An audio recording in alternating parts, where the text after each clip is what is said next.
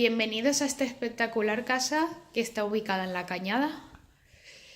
Es una vivienda con 2 alturas. Actualmente estamos en el salón comedor. Es muy luminosa. Está muy bien conservada. Lista para entrar a vivir. Tiene calefacción por radiadores y climatización, frío-calor.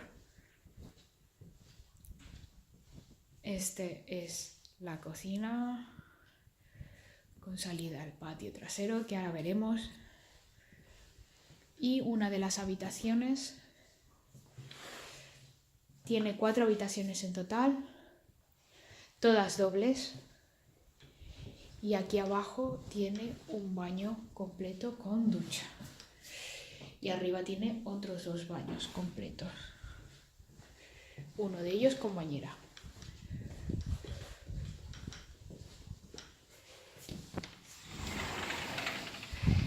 En la parte exterior tenemos una zona de trastero, un garaje que ahora lo veremos, zona de barbacoa y paellero, una amplia terraza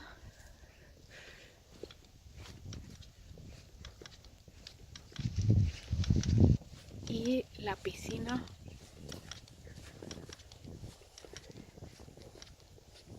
Es una zona súper tranquila, pero tiene todos los servicios muy cerca.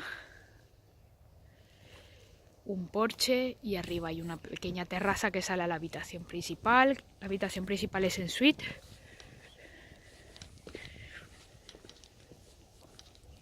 La vivienda, aunque en escritura marca 154 metros construidos, tiene muchos más y de parcelas son 609.